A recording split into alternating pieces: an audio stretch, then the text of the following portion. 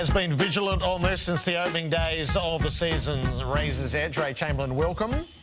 Good to be here, guys. The tribunal is back, so rather than deal in theories, let's find out. David Zeta, how's it landed? Well, Dylan Shiel has been handed a one-match ban by the AFL tribunal. This was a lengthy deliberation, one of the longest of the year. Now, it is careless conduct with high impact and body contact. That's how this charge will shape out when it comes onto a charge sheet. Now, just to start with the last bit first in the tribunal's reasons delivered by Renee Enbom a short time ago, there was a significant effect on Lual as a result of this incident, but it has not been judged based on the impact to Lual. This was about the impact to Mark O'Connor. The tribunal found that the forceful push on him from Dylan Shiel was unreasonable in the circumstances. He breached his duty of care by pushing O'Connor in the way that he did. They don't accept that Shiel had eyes on the ball at all times, and even if he didn't see other players, he should have reasonably foreseen that other players would be coming into the line of fire given the length of time the ball was in the air. And while O'Connor was not injured, there were the circumstances that were very dangerous.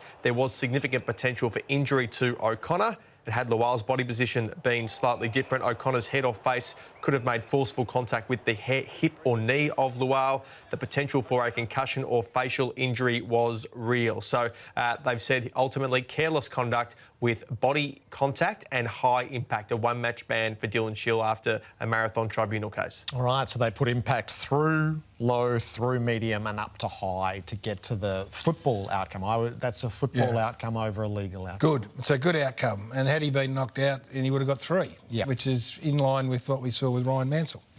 What do you say, Ray? I watch these things through an umpire's lens, so it's always predicated around the safety element. And this action, which we've been talking about since the pre-season, it needs to go. And I was talking upstairs, and the question I keep asking myself is, when did this start? And then what was the catalyst to it? And I've heard different people with different views. You know, is it tied to umpires pulling out of pushing the back as a free kick in marking contests? This threshold that went through has increased. I don't know, but what I do know is that action is very dangerous. The players have a duty of care to one another, and I think that's a really reasonable outcome. So the crackdown will come in the off-season. It probably could have come right at the start of this season. I think it's an easy action to remove from the game. Gerard, I could nearly guarantee you it won't happen again this season. And if Dylan's the one that has to take the week, well, for the good of the game, so be it. That's not, as I said earlier, this was, you know, that was Gimby who got off when he shouldn't have, so they should have jumped on that straight away. And then, Razor, you can talk through... Well, these ones here are different in that, you know, it's in the side, 2 players coming together.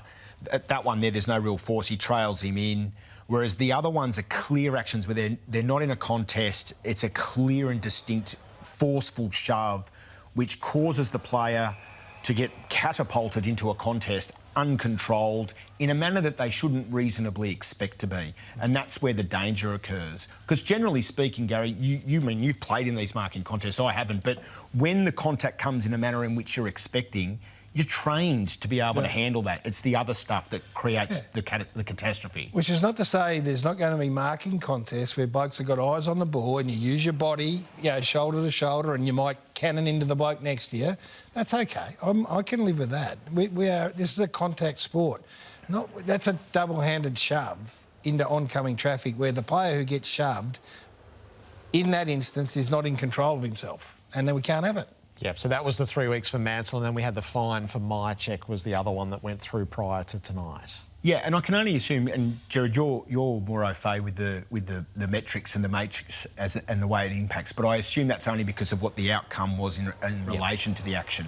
And, you know, but I look at that and I find it very difficult to find any discernible difference between that and Mansell. No, and so for me, when we see this action on a football field, players need to miss weeks. How he's not.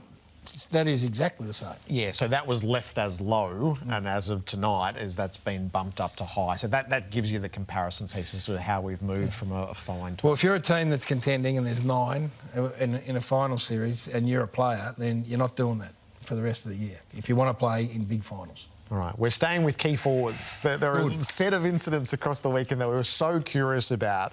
The Friday night free kick, there are a couple to Jeremy Cameron late. two opponents. Redmond comes back with the ball. From the moment this happened, we're going, right, we want to know, we want to understand this. Yeah, I can put you out of... This is just a mistake. Okay. So our umpire identifies Redmond coming back with the flight of the ball. So that's a flag for an umpire. And initially, Redmond he takes a look to get a gauge of where Jeremy Cameron is. That's fine. That's not a free kick. But from that point on, Mason Redmond does nothing other than reference and track the football, which he's permitted to do.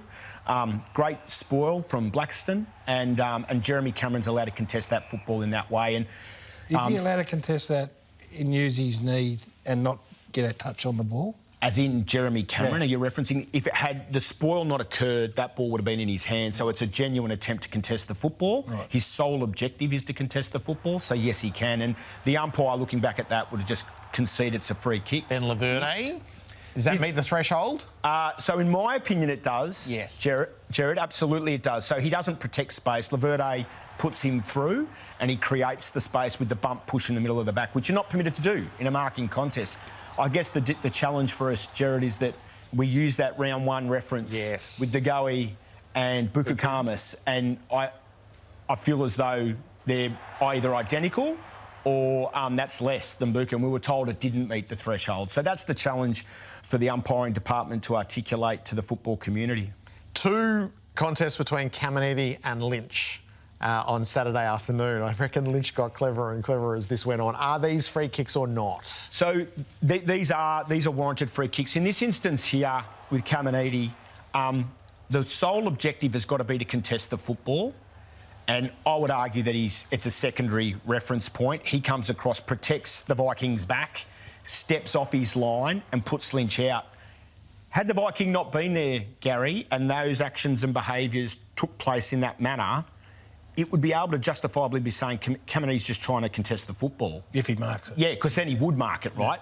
And it would have been a mark, no drama. But by virtue of the fact that he's never going for the football, he's just protecting his teammates' back. And this is minutes later. It's a free kick.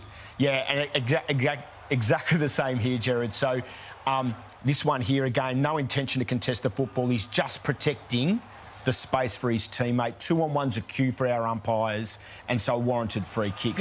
He can make contact, can't he? Absolutely. It just can't be bowling. It's the nuance piece, Garry. So I don't think you need to go 11 out of 10. You gain possession, and a solid 7 will get the job done. Ripping the headband off, free kick? Yeah, so this falls under misconduct, OK, and there's a band. OK, so let me give you some other examples. A headband. What's interesting here is he's been a rascal and he's not letting the big fella run down and get to the next act of play. So as an umpire, you'd like to potentially get involved and just let them get on their merry way before the headband gets ripped off. Other examples might be throw a boot away, Mason Cox's goggles, squirting a water bottle in a person's face, throwing a clump of grass. These are examples of misconduct free kicks. Bristol's owed a free kick. I just got to say, they could have stamped this out back in the day. What were they doing back then? Garry, I texted a certain player and I said, tell him, stop being Bruce Dool, the flying doormat's retired. He didn't know who I was talking about. There's a more famous one than that, involving Kevin Ablett, I think. We're all the wiser. Thanks, Ray. Hey, thanks for having me, guys. Bit of Razor's Edge.